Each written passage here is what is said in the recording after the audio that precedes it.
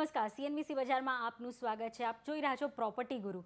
રેરા એક એવી વસ્તુ છે જેને સમજવામાં આજે બધાને જ મુશ્કેલી પડી રહી છે, પણ અમે તમને સતત એના વિશે જાણકારી આપી રહ્યા છે, તમારા દરેક પ્રશ્નોના ઉત્તર મેળવી રહ્યા છે. આજે આપણે ચર્ચા કરવાના છે હીરાનંદાની ગ્રુપના કો ફાઉન્ડર અને એમડી નિરંજન હીરાનંદાની સાથે.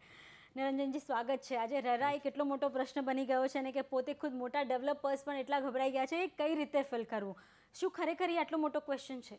પ્રશ્ન તો મોટો છે જ. આપણે વિચાર કરીએ કે સેન્ટ્રલ ગવર્મેન્ટને 4 વર્ષ લાગી આ ઓવરઓલ લો લઈ આવવા માટે. એના પછી જે સ્ટેટ્સ એના રૂલ્સ રેગ્યુલેશન બનાવ્યા એને 6-8 મહિના લાગી ગયા. હજી બધા સ્ટેટ્સ બધા કાનૂન પણ નથી બનાવી શક્યા. ઓનગોઈંગ જે સ્કીમ છે એમાં એટલી બધી કોમ્પ્લિકેશન છે કે માણસોને ખબર નથી, સરકારને ખબર નથી કે આપણે શું કરીએ. જે બિલ્ડિંગ્સ અટકી ગયા છે, આપણે નોઈડામાં જોઈએ તો કેટલા હજારો બિલ્ડિંગ એકદમ ખંડર જેવા લાગે છે. તો એ હિસાબે માણસોને એક કોમ્પ્લિકેશનને ભય થઈ ગયું છે કે આપણે શું કરીએ. આપણે જે લખીએ છીએ ને આપણે પુટઅપ કરીએ છીએ, વેબસાઇટ ઉપર પુટઅપ કરીએ, જે રેગ્યુલેશનમાં રેગ્યુલેટર કરીએ, એ કેવી રીતે આપણે બધું એકઠા કરીને પ્રેઝન્ટ રજૂ કરીએ, એના ઉપર નેચરલી માણસો વિચાર કરે. આજે મહારાષ્ટ્ર એક એવું રાજ્ય છે જેણે પહેલી શરૂઆત કરી છે. ગણતરીના 3 રાજ્યો છે જ્યાં રૂલ્સ બની ગયા છે. મહારાષ્ટ્રમાં તમે જોશો અત્યાર ગત સપ્તાહ સુધી 2 થી 3 પ્રોજેક્ટ્સ રજીસ્ટર થયા છે, પણ ઘણી ધીમી ગતિ છે. તમે જોશો તો મોટા મોટા ડેવલપર્સ પણ આજે 10 વાર વિચારી રહ્યા છે. કયા એવા કી પોઈન્ટ્સ તમને લાગે છે કે ખાસ ધ્યાન રાખવા જોઈએ જ્યારે તમે રજીસ્ટર કરવા જાઓ ત્યારે? એક તો દેવેન્દ્ર ફડણવીસ સાહેબને બધાઈ આપું છું કે આટલી ફાસ્ટ સ્પીડ ઉપર બધું તૈયાર કરી નાખ્યું તો બાકી પૂરા દેશને એક કોમ્પિટિશન લાગી ગયો. કોઈ માણસને રેગ્યુલેટરની ઓફિસમાં જવાની કઈ આવશ્યકતા નથી. આ હિસ્ટોરિક મને લાગે છે ઇન્ડિયામાં ફર્સ્ટ ટાઈમ થયું છે. ઓનલાઈન ઉપર રજીસ્ટર કરો, ઓનલાઈન ઉપર પેમેન્ટ કરો, ઓનલાઈન ઉપર અપલોડ કરો અને તમને જે અપ્રુવલ મળે એ પણ ઓનલાઈનમાં. મારા અંદાજથી સરકાર બહુ ઘણી બધી તૈયારી કરી, આ બધું તૈયાર કર્યું છે કે so that large number of schemes એક સાથે જે લોડ અપ થઈ જશે 2 મહિનાની અંદર. કેવી રીતે સરકાર કરી છે? દરેક ટેબલ પર જઈને પૈસા ખવડાવવા પડતા હતા કે સમજવું પડતું હતું અને એને 6-6 મહિના લાગી જતા હતા. એ કામ ખૂબ જ ઓછા સમયમાં થઈ જશે. પણ શું ઓનલાઈન જેટલા પણ બધા ફેક્ટર્સ છે, રૂલ્સ છે કે ક્વેશ્ચન્સ છે, એ ભરવા એટલા ઇઝી છે કે ડિફિકલ્ટ છે? નહીં, એટલી ઇઝી નથી. કેમ કે નવી કાનૂન છે, રૂલ્સ નયા છે, અલગ અલગ સ્ટેટ્સમાં રૂલ્સ અલગ અલગ છે, સિસ્ટમ અલગ છે, પ્રેઝન્ટેશન કરવાના સિસ્ટમ્સ અલગ છે, જે બેકગ્રાઉન્ડ છે પ્રોપર્ટીઝના એ પણ અલગ છે. કોઈનું પ્લોટ્સનું સ્કીમ છે તો કોઈનું હાઈ રાઇઝનું છે, કોઈનું લો કોસ્ટ અફોર્ડેબલ હાઉસિંગ છે તો કોઈનું રીડેવલપમેન્ટમાં છે, તો ઇન્ડસ્ટ્રીયલ છે, કમર્શિયલ છે, આ બધી વસ્તુ અલગ અલગ છે. તો મારા અંદાજથી કાફી કોમ્પ્લિકેટેડ જરૂર છે. આટલી કોમ્પ્લિકેટેડ છે કે નરેટકોએ ફૂલ એક બુક છપાવી નાખ્યું કે રેરાનું શું હિસ્ટ્રી છે એન્ડ શું એમાં રેગ્યુલેશન્સ ને પેપર વર્ક છે, એ બધું અમે બુકમાં પ્રેઝન્ટેશન પણ કરી નાખ્યું છે. પણ ઇશ્યુ એ નથી. ઇશ્યુમાં જે રિક્વાયરમેન્ટ છે એમાં ટ્રાન્સપેરન્સી તો છે જ, પણ આ બધું એક સાથે લાવવાનું, એમાં તમે મટીરિયલ શું યુઝ કરશો, એમાં એમ્યુનિટીઝ શું મળશે, એમાં કોન્ટ્રાક્ટર કોણ છે, આર્કિટેક્ટ કોણ છે, તમારા કોસ્ટિંગ આજ સુધી કેટલું છે, ટોટલ કોસ્ટ ઓફ પ્રોજેક્ટ કેટલું છે, શું એમ્યુનિટી આપશો, ક્યારે એ એમ્યુનિટી આપશો, આ બધી વસ્તુ તમે ટાઈમલાઈન સાથે એમાં રજૂ કરવું પડે છે. તો એ સિસ્ટમ બધું વિચાર કરીને કરવું પડે, કેમ કે પેનલ્ટી બહુ ભયંકર છે. પણ આમાં ખાસ વાત એ છે કે તમે અત્યાર સુધી કોઈ પણ પ્રોજેક્ટ લોન્ચ કરતા હતા ત્યારે કદાચ અધવચ્ચે આર્કિટેક્ટ છોડીને જતો રહે, કાં એન્જિનિયર છોડીને જતો રહે, તો શું આમાં એક કોન્ટ્રાક્ટ થશે કે એ આ પ્રોજેક્ટ થાય ત્યાં સુધી છોડીને ન જઈ શકે, અથવા એવા કોઈ પ્રોવિઝન્સ છે કે અગર એ છોડીને જાય છે અને બીજો કોઈ આવે છે તો એના વ્યૂઝ આગળ લેવાશે? કઈ રીતે મેનેજ થશે? ડેવલપર ચેન્જ નહીં થાય, પણ એની સિવાય બાકી જે પણ છે કોન્ટ્રાક્ટર ચેન્જ કરી શકાય, એન્જિનિયર ચેન્જ થાય, આર્કિટેક્ટ ચેન્જ થાય, પણ એને આપણે 3 મહિનાની અંદર પુટઅપ કરવું પડે ઓન ધ વેબસાઇટ કે આ ચેન્જીસ આવી છે, એનું નવું નામ આવી જાય, આ એનું કમિટમેન્ટ શું છે.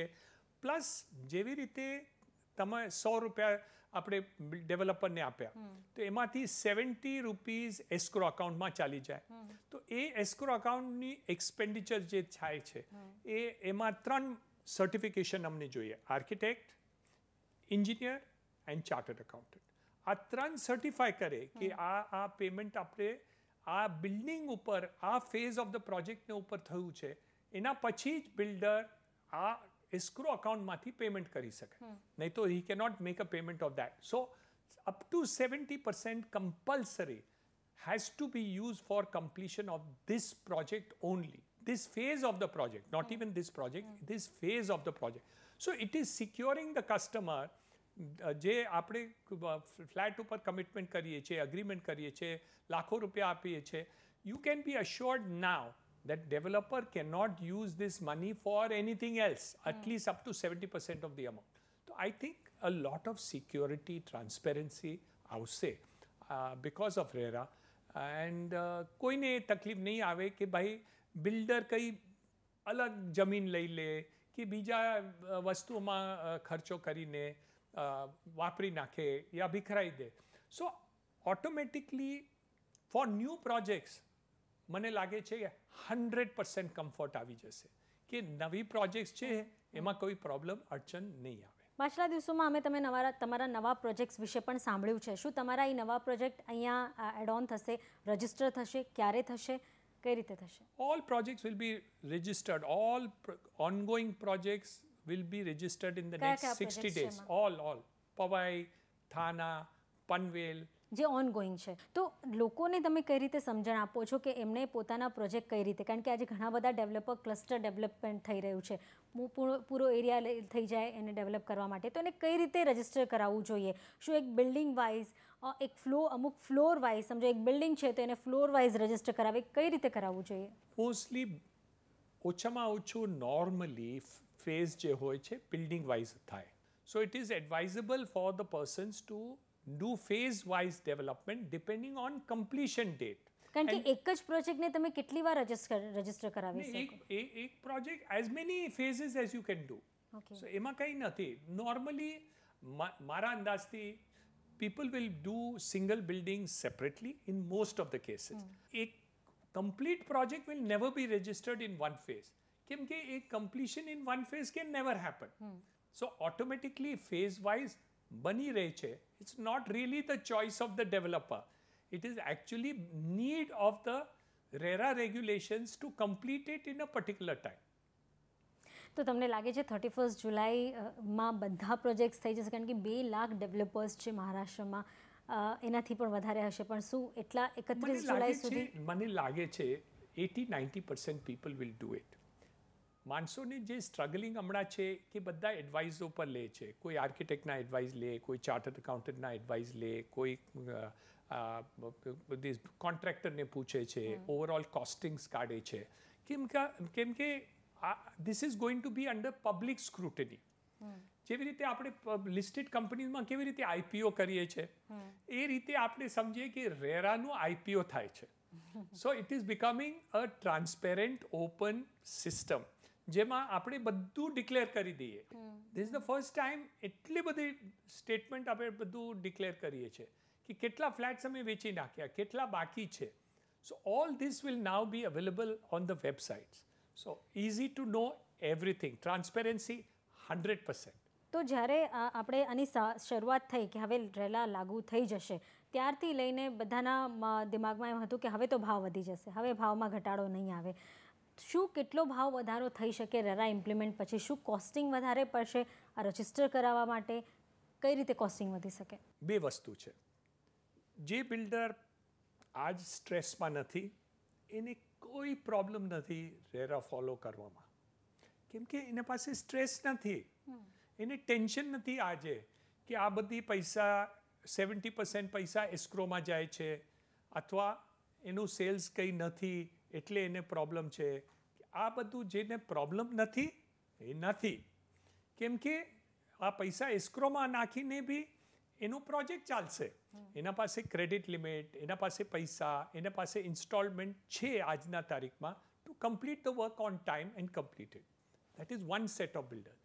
સેકન્ડ, જે આજે સ્ટ્રેસમાં છે જેને આજે તકલીફ છે કે આજના તારીખમાં પણ એ બિલ્ડિંગ કમ્પ્લીટ નહીં કરી શકે, એમાં ખાલી સ્ટેટમેન્ટ આપીને કઈ સુધારો થવાનો છે એવી રીતે તો આપણે અપેક્ષા નહીં રાખી શકે. કેમ કે જેને પ્રોબ્લેમ છે આજના તારીખમાં નોઈડામાં જો 200, 300, 400 બિલ્ડિંગ અહીંયા અટકેલા છે, એના જ્યાં સુધી પૈસાનું કંઈ અરેન્જમેન્ટ નહીં થાય એ 300, 400 બિલ્ડિંગના, તો એમની પાસે ઓપ્શન શું છે? એના ઓપ્શન નથી. એટલે જે ઓનગોઈંગ સ્કીમ્સ છે એને કેવી રીતે ફંડિંગ એન્ડ ફાઇનાન્સિંગ થાય એ રિયલ પ્રોબ્લેમ એ છે, નોટ રેરા.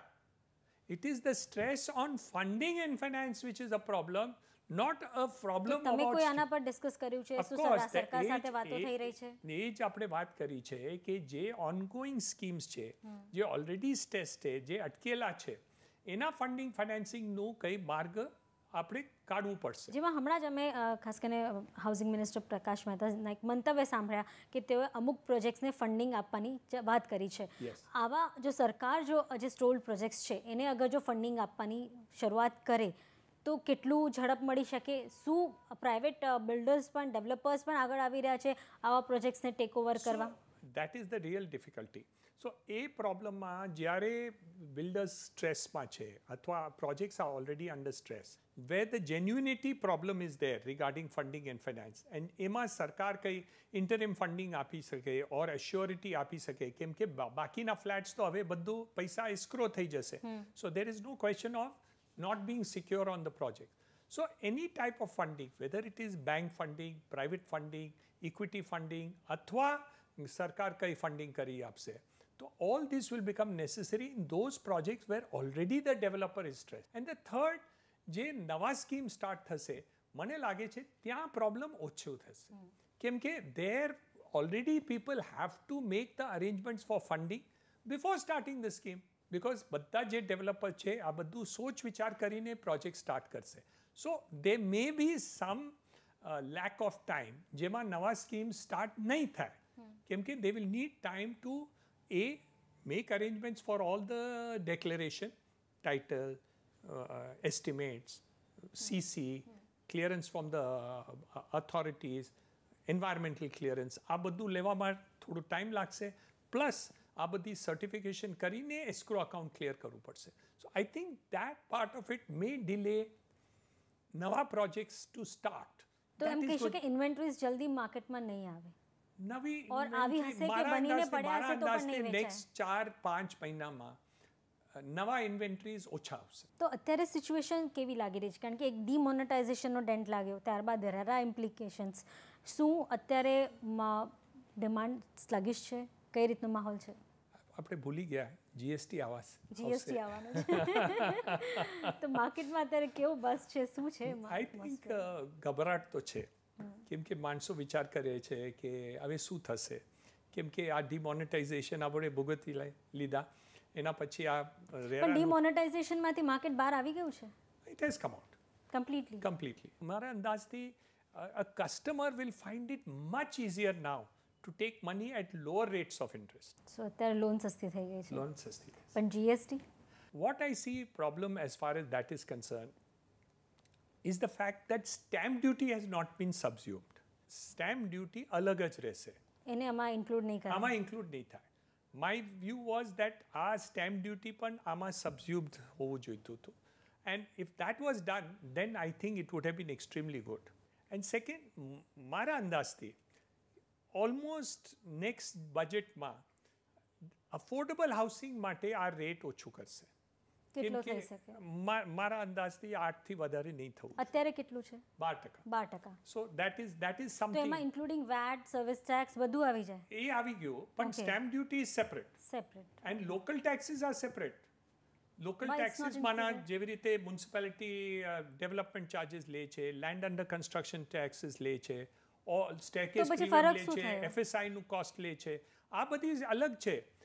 આજના તારીખમાં આપણે જોવા જઈએ તો real estate is probably the highest tax in any subject except liquor and cigarettes છોડો, એ છોડીને housing is the most taxed area. So આજના તારીખમાં આપણે જોઈએ તો ordinary affordable હાઉસમાં 33% ટેક્સમાં ચાલી જાય છે. So originally if they want to reduce the price of housing, if they want to make housing really affordable, તો આ બધી વસ્તુઓ માફ કરવીની આવશ્યકતા છે. અત્યારે રેન્ટલ હાઉસિંગ વધારે વધી ગયું છે અને ત્યાંથી ઈલ્ડ વધારે આવી રહી છે rather buying house.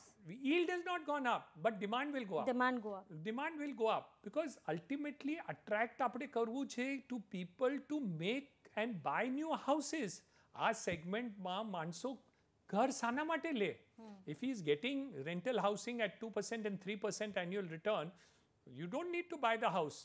But today's date, we have a direction to make affordable housing, and ઇન્ડિયામાં ઘર સિવાય આપણે પાસે કઈ સોશિયલ સિક્યોરિટી જ નથી. That is the difficulty. So એટલે હાઉસિંગને એન્કરેજમેન્ટ કરવાની જ આવશ્યકતા છે. મોદી સાહેબે એકદમ ક્લિયર કટ આ ડાયરેક્શન આપ્યું છે. And for that reason, we need to reduce the rates of taxes, both on GST, stamp duty and other things in the states, and make affordable housing stamp duty free. લાગે છે થશે? 100% થશે. કેટલા વખત? Because it has to come in a year's time. It is not because I want it. It is because Modi Sahib wants it. તમને મને કઈ demand હોય તો that is not going to be listened to. Modi Sahib is very clear. He needs to make this affordable housing, and affordable housing cannot be made if you make so much tax and stamp duty and this and that and the other. મુંબઈમાં આજે FSI તમે લેવા જાઓ from the corporation, જે additional FSI અમને declare કર્યું છે, અને તમે ઘર બનાવવા જાઓ તો તમને મુલોન ને દહીસરમાં પણ 10,000 રૂપિયાથી ઓછું ઘર નહીં મળી શકે on the basis of cost. I am not even talking about profit. 10,000 રૂપિયા તમને કોસ્ટ ટુ કોસ્ટ ઘર મળે. How can that be called affordable housing? It's not possible. મુંબઈમાં અફોર્ડેબલની વ્યાખ્યા જ અલગ છે. એટલે નહીં, not that it cannot be done. Of course it can be done.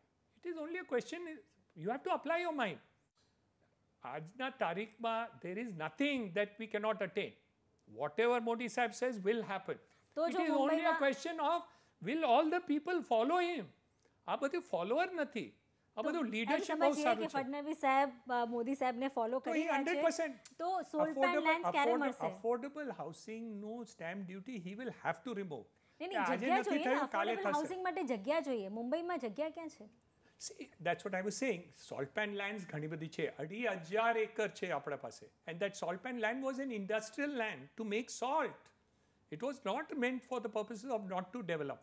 It was always thought of being for future development as expansion takes place. આ બધી વસ્તુઓ અમે 14 વર્ષ પહેલાં ડિસ્કશનમાં central government and state government કરી છે, જેમાં આપણે કીધું હતું કે આ affordable housing and economically weaker section housing અમે આ 2,500 એકર ઉપર કરશું. Of course there is opposition, but any good thing has to have opposition. In India, if there is no opposition, means you are not doing a good thing. તમે affordable સેગમેન્ટમાં entry લીધી છે. હાજી. Demand કેવી છે? Very good demand. Small flats આપણે ગણતરી ગણીએ તો ડિમાન્ડ બહુ વધી ગયું છે, and people are wanting to buy the small flats because that is the future. Nuclear families થઈ ગયા છે. People are moving out of the houses. Younger people wanting to go live separately. તો rental housing, nuclear families, demand for smaller housing is become very, very large even among the well-to-do people. મારો સવાલ એ છે કે આજે હવે financial city છે મુંબઈ, ત્યાં students આવે છે, સિંગલ લોકો વધારે છે, સૌથી વધારે જે અહીંયા કામ કરે છે, યંગ જનરેશન વધારે છે. શું રેન્ટલ હાઉસિંગ જે રીતે અગર તમે ન્યુયોર્કમાં જાઓ, મેનહેટનમાં જાઓ, ખાસ એક રેન્ટલ બિલ્ડિંગ્સ બનતી હોય છે, શું એવા કોઈ પ્રોજેક્ટ્સ મુંબઈમાં બનવાનું વિચારી શકાય? 100% થઈ શકે છે, પણ આ પણ વિચાર સરકાર કરી નથી. આજના તારીખમાં રેન્ટલમાં જે આપણે મકાનો આપતા હતા એમાં લોકલ મ્યુનિસિપલ ટેક્સીસ વધારે લેતા હતા. જે નોન ઓક્યુપન્સીના ફ્લેટ છે સોસાયટી એના ઉપર ચાર્જીસ એક્સ્ટ્રા કરે છે. તો આપણે સપોઝ આપણે હું લઈએ એક ફ્લેટ ને હું રેન્ટલ ઉપર આપી દઉં તો મને વધારે ટેક્સ ભરવું પડે, ડબલ મેન્ટેનન્સ ભરવું પડે, ડબલ મેન્ટેનન્સ કે કંઈ વધારે મેન્ટેનન્સ ભરવું પડે. સો આ બધી સિસ્ટમ્સ થ્રુ થઈ ગયું છે. સરકારમાં પણ એવી રીતે થઈ ગયું છે. તો આ બધા જે વિચાર કરે છે કે સમજે છે કે જે રેન્ટલ આપે છે એ બધા અમીર છે. જૂના જમાનામાં all charitable trust use to create housing for rent. Chawl બનાવતા હતા, સિંગલ રૂમ બનાવતા હતા, all this type of things બનાવતા હતા. હવે નથી બનાવતા. સાઉથ મુંબઈ બધું આ થતું. પણ over a period of time જે આજના તારીખમાં ઇન્કમ ટેક્સ ઉલટું છે. તમારું રેન્ટલ ફ્લેટ ખાલી પડ્યું હોય તો તમને ડીમ્ડ રેન્ટલ લાગે. ઉલટું છે, ડિસ્કરેજિંગ ક્રિએશન ઓફ રેન્ટલ હાઉસિંગ. સો આ બધી વસ્તુઓ ટુ સેટ મેટર રાઇટ કેન્દ્ર સરકારને ફાઇનાન્સ એક્ટમાં પણ ચેન્જીસ કરવા પડશે. લોકલ ગવર્મેન્ટને પણ રેન્ટલ લોઝમાં પ્રોટેક્શન આવવું જોઈએ કે તમે ફ્લેટ રેન્ટલ પર આપો તો એટલીસ્ટ તમે પ્રોટેક્ટ થાઓ, which is partly done already. And the third, local taxes and taxes which are there of the state and municipality ઓછું થવું જોઈએ to encourage creation of rental housing. And the third, individual જે invest કરે છે, suppose તમારા પાસે એક flat છે ને તમે બીજો ફ્લેટ લઈને એને રેન્ટલ ઉપર આપો, રિટર્ન મે બી લો 3%, 4%, 5%, પણ એ તમે આજે રેન્ટલ ઉપર આપી દો and આફ્ટરવર્ડ્સ your children or other things or social security for yourself for the future, A house રહી જાય છે. સો એ રીતે રેન્ટલ હાઉસિંગ શુડ બી એન્કરેજ્ડ. અત્યારે હું જાણવા માગીશ, કારણ કે રેરા છે તો ઘણા ડેવલપર્સનું માનવું છે કે હજુ પણ વન વિન્ડો ક્લિયરન્સ નથી. જો એ વન વિન્ડો ક્લિયરન્સ થાય, જેમ કે સોલ્ટ પેન્ટ લાઇન હોય કે ફોરેસ્ટના જે પણ રૂલ્સ એન્ડ રેગ્યુલેશન્સ છે, એની ખાસ જરૂરિયાત છે કે તો એટલો ટાઈમ બચી શકે. ને મેઇન એક ખાસ રેરાની એક ખાસિયત છે કે હવે સરકારના કોઈ અધિકારી પણ મોડું કરે છે તો કદાચ એમને પણ આ રૂલ્સના અંતર્ગત એમને પણ ફાઇન ભરવો પડી શકે છે. કઈ રીતે આ બધું પોસિબલ છે? અહીંયા દેવેન્દ્ર ફડણવીસ સાહેબ અગેન લીડરશિપ લીધી છે. રાઇટ ટુ સર્વિસીસ એક્ટ લઈ આવ્યા છે, જેમાં એક્સ ચીફ સેક્રેટરી મિસ્ટર ક્ષત્રિય સાહેબ એમાં ચેરમેન બની ગયા. એન્ડ રાઇટ ટુ સર્વિસીસ એક્ટમાં ટાઈમ ડિફાઇન થશે કે કેટલા ટાઈમમાં કોણ ઓફિસર આ પરમિશન આપશે એન્ડ એને ફાઇન લાગશે પર્સનલ લેવલ ઉપર કે એ આ કમ્પ્લીટ કરી નહીં શકે. સો આ મેં એકચ્યુઅલી આ સીએમ સાહેબને મેં જ પૂછ્યા હતા કે તમે એક સાઈડ ઉપર બિલ્ડરને પેનલાઇઝ કરો છો કે તમે આ ટાઈમ ઉપર આપો એન્ડ બીજે સાઈડ ઉપર બધા ઓફિસરો તમારા ફાઇલમાં નેગેટિવ ઓર્ડર બનાવતા જાય કે નહીં, એવી રીતે નહીં થાય. એ અમે આશ્વાસન તમને આપી શકાય. અને અમે આ રાઇટ ટુ સર્વિસીસ એક સાથે નિયુક્ત કર્યું છે. And of course we wanted this to be put into RERA, our regulation to put into RERA so that the RERA can control that. But સાહેબે બે સેપરેટ લીગલ લઈ આવ્યા છે કેમ કે he is covering not only real estate, એ બધા services જે મહારાષ્ટ્રમાં છે એને રાઇટ ટુ સર્વિસીસમાં કવર કરી નાખ્યું છે. So we are hopeful that જેમાં ડિલે થાય under the right to services we will be able to apply and get it done. તો હવે આટલી બધી આપણે ચર્ચા કરીએ અને જો કન્ક્લુઝન લાવવું હોય તો અત્યારે સિચ્યુએશન શું છે? એક જ, મોદી સાહેબનું જે ડાયરેક્શન છે ને એમાં હું બહુ ઉમ્મીદ રાખું છું, કેમ કે એ જ એક માણસ છે જે એ પગલાં લઈને આ ઓબ્જેક્ટિવ પૂરું કરી શકશે. એની લીડરશિપ ક્લીન એન્ડ ક્લિયર છે કે અમને આ કરવું જ છે. RERA is only one instrument, પણ મારા અંદાજથી એમાં ઘણા બધા પગલાઓ સેન્ટર ગવર્મેન્ટને ફાઇનાન્શિયલમાં સેન્ટરમાં already they have taken. Affordable હાઉસિંગનું જે રીતે ઇન્ફ્રાસ્ટ્રક્ચર સ્ટેટસ આપી, એમાં રાહત આપી, they have given interest subvention, આ બધી વસ્તુ આવી ગઈ છે. પણ ઘણી બધી વસ્તુઓ જેવી રીતે તમે હમણાં કહ્યું રેન્ટલ હાઉસિંગની વાત, સ્ટેટ ગવર્મેન્ટમાં સ્ટેમ્પ ડ્યુટીની વાત, આ બધી લોકલ ગવર્મેન્ટ્સના જે ઓવરઓલ ટેક્સીસ ને ડેવલપમેન્ટ ચાર્જીસ વગેરે વગેરે જે ઘણી બધી હાઈ છે, એમાં કોઈ કરવાની બહુ આવશ્યકતા છે. તો I am extremely helpful, but I am very hopeful only because one man has given direction that અમને કરવું જ છે ને કરવું જ છે. મારો એક છે માઇન્ડમાં કે here is a man to give us leadership in real estate, કે આ મકસદ આપણે પૂરું કરવું જ છે. and I am very confident કે થશે. કેવી રીતે થશે? બધા આન્સર, પ્રશ્નોના આન્સર મારા પાસે પણ નથી, પણ ડાયરેક્શન ક્લિયર છે કે ત્યાં આપણે પહોંચશું. મુંબઈની વાત કરું, રીડેવલપમેન્ટ સૌથી વધારે છે. અડધા પ્રોજેક્ટ્સ અટકી જશે, રેરાના કારણે નાના ડેવલપર્સ બેસી જશે. એનો કઈ રીતે સોલ્યુશન નીકળશે? પ્રોબ્લેમ્સ આપણે એ વિચાર નહીં કરવાનો કે હીરાનંદાની બેસી ગયો કે કોની બેસી ગયો ને કોઈ ચડી ગયો, એ વિચાર નહીં કરતા. આપણે દેશનો વિચાર કરવું છે. મર્જર એન્ડ એક્વિઝિશન થશે. હા, એ કન્સોલિડેશન તો 100% થવાનું છે. નહીં, એ તો થશે જ. જેના પાસે આજ કેપેસિટી નથી અને એ બિલ્ડિંગ લાઇનમાં છે, એ તો જશે. એ પ્રોસેસ હજી નથી થયું, હજી સ્ટાર્ટ થશે. જે 6-12 મહિના લાગશે આ બધું પ્રોસેસ થતા. કેમ કે જે માણસોની તાકાત નહોતી, એને પાસે 2 પૈસા નહોતા, પણ એ બિલ્ડિંગ બાંધવા બેઠા એન્ડ એ બધું એને ખબર જ નથી કે બિલ્ડિંગ લાઇન શું છે. તો એ પૈસા જમા કરીને બધાને પૈસા લઈને બધું કામ શરૂઆત કરી હતી. Naturally he is going to find difficulty to do it. પણ we should not worry about that. એમાં ચિંતા નહીં કરવાનું. આપણે એ જ કરવાનું. Can we create enough stock in a short period of time? That is the challenge which we in industry and government has to face. ખૂબ ખૂબ આભાર, કારણ કે ઘણા બધા સવાલો હતા જેના તમે ઉકેલ મેળવવામાં થોડી ઘણી હેલ્પ કરી છે. એકચ્યુઅલ જ્યારે પોતે ડેવલપર જશે નહીં, ભરશે, ત્યારે કદાચ એમને વધારે ખ્યાલ આવશે. પણ જે as a individual, as a જે આપણા દર્શક મિત્રો છે એમના તરફથી એક જ સવાલ હશે: ઘર સસ્તા ક્યારે થશે? મુંબઈમાં શું ઘર મોંઘા થશે? જો આ બધું થશે તો આ બે પ્રશ્નો બહુ મોટા છે, કઈ રીતે સોલ્વ કરવા? બંને જવાબ મળશે. કેમ કે આપણે સોલ પેન લઈ લઈએ, ઇકોનોમિક વીકર સેક્શન, રીડેવલપમેન્ટમાં જેટલા પણ પ્રોબ્લેમ છે, ઇટ ઇઝ નોટ ઇન્સોલ્યુબલ. પ્રકાશ મહેતા સારું કામ કરે છે. Yes call back many of the scheme જેમાં એ લોકો કામ નથી કરતા, જ્યાં મદદ જોઈએ, Maada is giving help to those people.